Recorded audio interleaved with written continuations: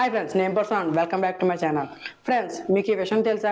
రీసెంట్గా జయశంకర్ గారు రష్యాకి అయితే వెళ్ళారు. అసలు జయశంకర్ గారు రష్యాకి ఎందుకు వెళ్ళారు, అలాగే జయశంకర్ గారు దేనికి సంబంధించి మాట్లాడబోతున్నారు, అలాగే జయశంకర్ గారు రష్యాకి వెళ్ళడం వల్ల మన ఇండియాకి అలాగే రష్యాకి మధ్యన ఉన్న ఫ్రెండ్షిప్ అనేది ఇంకా స్ట్రాంగ్ అవబోతుందా, అసలు జయశంకర్ గారు దేనికి సంబంధించి మాట్లాడబోతున్నారు, ఇలాంటి చాలా మంచి మంచి ఇన్ఫర్మేషన్ ఈ వీడియోని నేను ఇప్పుడు మీతో షేర్ చేసుకోబోతున్నాను. సో ఇంకా మనం లేట్ చేయకుండా మన వీడియోని అయితే స్టార్ట్ చేసేద్దాం. నేను చెప్పాలనుకున్నది అంతా కూడా చాలా సింపుల్ గా పాయింట్ టు పాయింట్ నేను మీతో చెప్పేస్తాను. దానికన్నా ముందు ఒక చిన్న విషయం ఫ్రెండ్స్, మీరు మన ఛానల్ ఫస్ట్ టైం చేస్తుంటే తప్పకుండా మన ఛానల్ సబ్స్క్రైబ్ చేసుకుని మీ లవ్ అండ్ సపోర్ట్ నాకు ఇస్తారని చెప్పి మనస్ఫూర్తిగా కోరుకుంటున్నాను.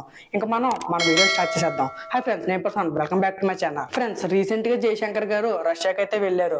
నిజానికి ఈ ట్రిప్ వచ్చేసి మొత్తం 5 రోజులు. కరెక్ట్ గా మాట్లాడుకోవాలంటే ఈ ట్రిప్ కి వచ్చేసి జయశంకర్ గారు కాకుండా నరేంద్ర మోదీ గారు అయితే వెళ్ళాలంట. కానీ అనుకోని కారణాల వల్ల నరేంద్ర మోదీ గారి ప్లేస్ లో మన ఇండియన్ ఫారెన్ మినిస్టర్ అయిన జయశంకర్ గారు అయితే వెళ్ళారు. ఫ్రెండ్స్, ప్రజెంట్ జయశంకర్ గారు రష్యాకి అయితే వెళ్ళారు కదా.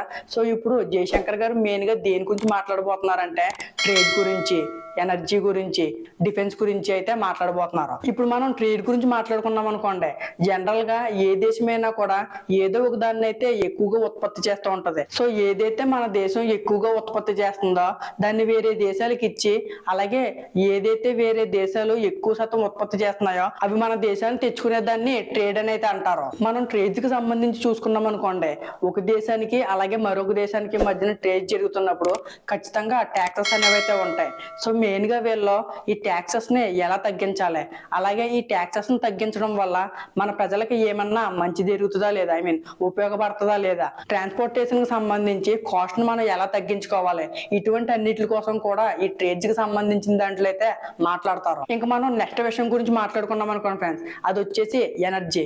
నిజానికి ఈ ఎనర్జీకి సంబంధించిన జరిగిన రచ్చ అనేది అంత ఇంత కాదు. ఒక పక్కన అమెరికా అలాగే ఒక పక్కన రష్యా, ఈ రెండిట్లకి మధ్యన చాలా పెద్ద యుద్ధమే జరిగింది. మనం అమెరికా సైడ్ నుంచి చూసుకున్నాం అనుకున్నా, అమెరికా ఏం చేయాలనుకుందంటే రష్యాకు సంబంధించిన గ్యాస్ ఎక్స్పోర్ట్స్ అలాగే ఆయిల్ ఎక్స్పోర్ట్స్ ఏదైతే ఉందో దాన్ని కంప్లీట్ గా కట్ ఆఫ్ చేసేసి రష్యా యొక్క ఇన్కమ్ నే కంప్లీట్ గా కూడా దెబ్బతీయాలని చెప్పి నానా ప్రయత్నాలు చేసింది. అప్పుడు రష్యా తెలుగుగా ఏం చేసిందంటే, ఏవైతే రష్యాకి బాగా నమ్మకమైన దేశాలు అలాగే బాగా ట్రేడ్ చేసే దేశాలు ఉన్నాయో ఆ దేశాలకు భారీ మొత్తంలో డిస్కౌంట్ అయితే ఇచ్చి వాళ్ళ యొక్క ఇన్కమ్ అయితే జనరేట్ చేసుకున్నారు. మనం కరెక్ట్ గా మాట్లాడుకోవాలంటే వీళ్ళిద్దరి మధ్యన జరిగిన గొడవ వల్ల మన ఇండియా అనేది చాలా లాభపడింది ఫ్రెండ్స్. ఎందుకంటే రష్యా దగ్గర నుంచి మన ఆయిల్స్ ని దాదాపు మనం 25% డిస్కౌంట్ అయితే కొన్నాం. నిజానికి అమెరికా కూడా మన మీద ఆ ఆయిల్ ని కొనొద్దని చెప్పి చాలా ప్రెజర్ అయితే పెట్టింది. అప్పుడు మన ఇండియా చాలా సింపుల్ గా ఒక మాటనైతే చెప్పింది, ఏమనంటే మాకు ఎప్పుడూ కూడా మా దేశ భవిష్యత్తు అలాగే మా దేశ ప్రజలే ముఖ్యమని చెప్పి ఎటువంటి మొహమాటం లేకుండా అమెరికాకు మొహం మీద చెప్పింది. నిజానికి మన ఇండియా అనేది ఆ స్టెప్ ని తీసుకోవడం వల్ల మన ఇండియాలో పెట్రోల్ కాస్ట్ అనేది కంట్రోలబుల్ రేంజ్ లో అయితే ఉంది ఫ్రెండ్స్. ఒకవేళ నిజంగా మన ఇండియా కనుక ఆ స్టెప్ ని తీసుకోలేదనుకోండి, పెట్రోల్ రేట్లు అనేవి చాలా దారుణంగా అయితే ఉండును. ఇంకా మనం చివరగా మాట్లాడుకోవాల్సింది వచ్చేసి డిఫెన్స్ గురించి ఫ్రెండ్స్. నేను డిఫెన్స్ గురించి మీతో స్పెషల్ గా అయితే చెప్పక్కర్లేదు, ఎందుకంటే మనం ఉపయోగిస్తున్న డిఫెన్స్ సిస్టమ్స్ లో చాలా శాతం 70% అనేవి ఆల్మోస్ట్ రష్యా దగ్గర నుంచి ఇంపోర్ట్ చేసినవే, లేకపోతే రష్యా మనం కలిసి డెవలప్ చేసినవే. మన దగ్గర ఉన్న ఎయిర్ క్రాఫ్ట్స్ అవి ఉండొచ్చు, ఎయిర్ క్రాఫ్ట్ క్యారియర్స్ అవి ఉండొచ్చు, అటాక్ మిజైల్స్ అవి ఉండొచ్చు, డిఫెన్స్ మిజైల్స్ అవి ఉండొచ్చు, ఇలా చాలా వాటిని మనం రష్యా దగ్గర నుంచి అయితే ఇంపోర్ట్ చేసుకున్నాం, లేకపోతే రష్యాతో కలిపి మనం అయితే డెవలప్ చేసాం. అలాగే మనం రీసెంట్ గా కనుక మాట్లాడుకున్నాం అనుకోండి ఫ్రెండ్స్, రీసెంట్ గా మనం రష్యా దగ్గర నుంచి S-400 డిఫెన్స్ సిస్టమ్ అయితే కొన్నాం. నిజానికి ఈ డిఫెన్స్ సిస్టమ్ ని మనం కొంటున్నప్పుడు కూడా అమెరికా మన మీద చాలా ప్రెజర్ అయితే పెట్టింది, మన మీద శాంక్షన్స్ విధిస్తాం, అది చేస్తాం ఇది చేస్తాం అని చెప్పి. కానీ మన ఇండియా వాటి ఎట్లని కూడా పట్టించుకోకుండా మన ఇండియా చేయాల్సిన పని అయితే చేసుకుంటూ వెళ్ళింది. సో ఇదే కాదు friends, ruble deal, Russia Ukraine war, ఇలా చాలా వాటి కోసం కూడా వాళ్ళైతే డిస్కస్ చేస్తారు. సో ఇది ఫ్రెండ్స్ ఈ రోజు మన వీడియో. ఈ వీడియో మీకు నచ్చింది అనుకుంటున్నాను. అలాగే మీరు ఈ వీడియోని ఎక్కడి వరకు చూసారంటే ఖచ్చితంగా ఈ వీడియో అయితే మీకు నచ్చిందని చెప్పి నేను అనుకుంటున్నాను.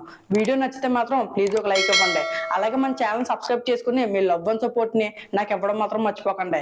నెక్స్ట్ టైం మరొక ఇంట్రెస్టింగ్ వీడియోతో మీ ముందుకు వస్తాను. అలాగే మీరు పర్టికులర్ గా ఏదన్నా వీడియోస్ గురించి తెలుసుకోవాలన్నా కింద కామెంట్ సెక్షన్ లో చెప్పండి. నేను ఖచ్చితంగా వాటి మీద కూడా పాయింట్ టు పాయింట్ వీడియోస్ అయితే చేస్తాను. ఇంకా మనం మళ్ళీ మరొక ఇంట్రెస్టింగ్ వీడియోతో కలుద్దాం. అంటే బై ఫ్రెండ్స్.